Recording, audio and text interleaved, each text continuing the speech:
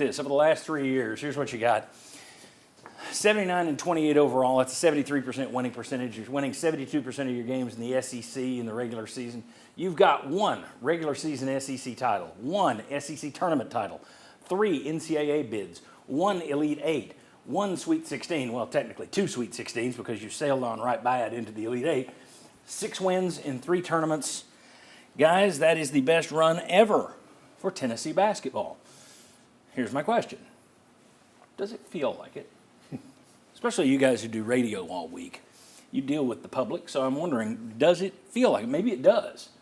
But I just don't know that I've got this feeling of, man, we are rolling right now. We are riding high. Am I wrong about that? Will West, does it feel like the best 3-year run in UT history? I don't think so, but I think part of that is just where we are societally, right? Like right now, we kind of just like perspective at when we're in the heat of the moment on anything. And then we probably look back too fondly, I would say, when it comes to things that happened 5, 10, 20, 25 years ago. But while you're in the throes of it, I don't think most fans kind of recognize that this is an historic run to be able to appreciate it.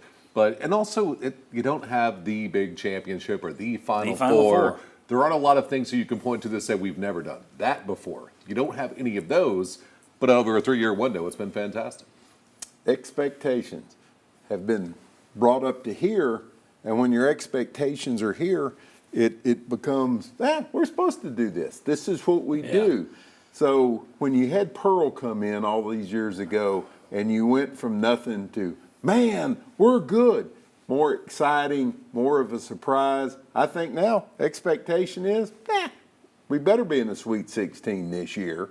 And so that's the reason I think it feels a little moody. Yeah, and it's funny that part of that also is how you look back.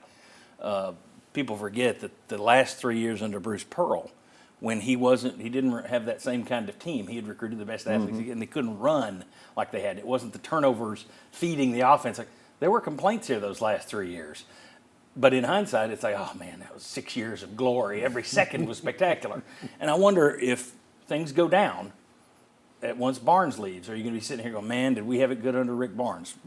Kind of hinting at what you guys are talking about. You may recognize it down the road. Does it feel right now to you guys like it's the best run in UT basketball history? So I'm going to say yes.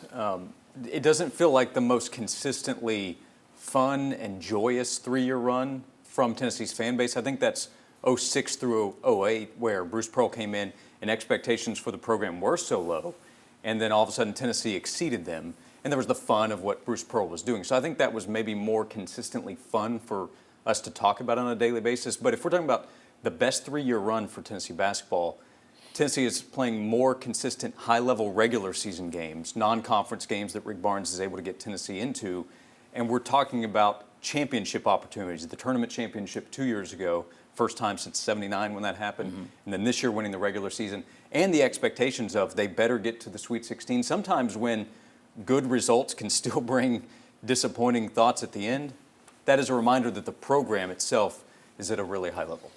Yeah, it is clearly the best 3-year run. I think it depends on who you talk to and how their perspective. The people that we don't hear from on a daily basis are the ones that I think really appreciate Rick Barnes and this run they've recently have. It's the great silent majority. Right, yeah.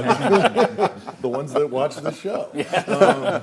And so it's because there have been some disappointments before that I think skews the view, the big picture view of this stretch. If you have a mechanical issue with your car and then you get it fixed, and then even if it's cruising and it's going well for a while, you still maybe don't feel like you have the best running car because you're still reflecting back on, man, I did have that major issue. So I think that's a little bit, and we'll mention it too, just society right now, instant gratification, and it's in the moment so much.